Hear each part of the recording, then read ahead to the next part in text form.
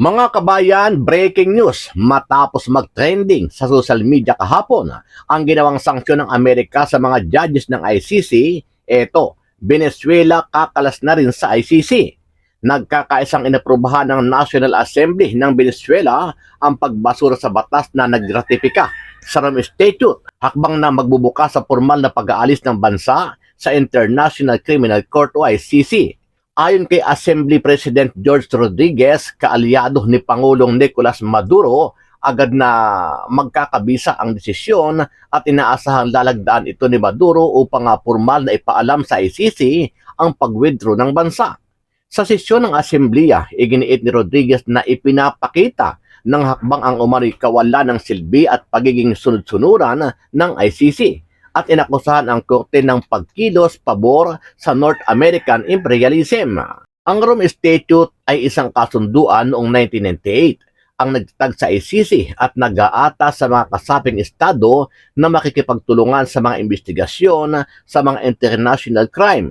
Sumali ang Venezuela sa ICC noong taong 2000. Maliban sa Venezuela, may mga ilang bansa na rin nagpapahiwatig, nakakalas na rin sila sa ICC dahil sa di umano ay hindi katiwa-tiwala ang hukumang ito kung saan ay kahit sila mismo ay hindi naiintindihan ang sarili nilang jurisdiksyon.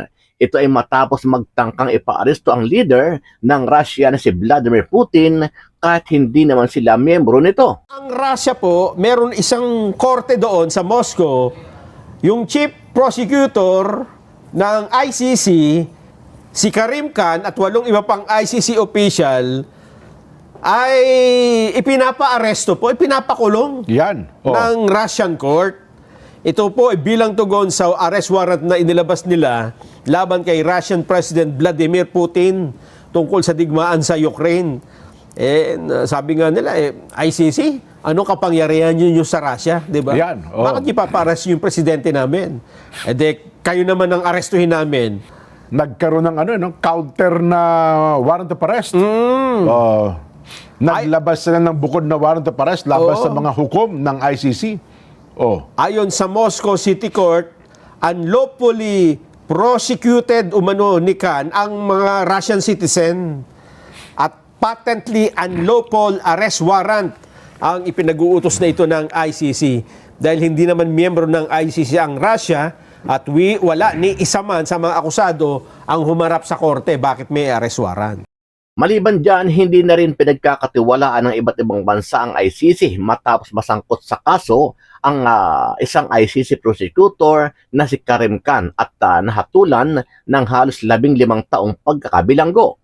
Dahil sa unti-unti nang kumakalas ang mga bansang miyembro ng ICC, naniniwala ang ilang grupo na tuluyan ng maaabolis ang ICC at pag nagkataon ay magiging hudyat na rin ito ng pagpapauwi sa bansa kay dating Pangulong Duterte na hanggang ngayon ay nananatili pa rin sa kustodiya ng ICC sa Dahig, Netherlands. Mga problemang kinakaharap ngayon ng International Criminal Court, ICC, ang dami nagwi-withdrawng member state. Na, di ba, pinakahuli daw, Venezuela. Venezuela. Pero sa taong ito, alam mo ba kung aling-aling mga bansa na ang nag-withdraw? Bukod dyan sa Venezuela na nitong nakaraang linggo ata ay bumoto, eto, nagbotohan yung mga mababatas nila at ang boto nila ay kumalas na sa ICC, International Criminal Court. Ganoon. Ito pala yung 4 na bansa ito dyan na kumalas. Kung tawagan ni Sahel Black. Ano ang masasabi mo dito, kabayan? Sama-sama natin panoorin ang buong video at pakicomment nyo po ang inyong mga reaksyon at sariling opinyon.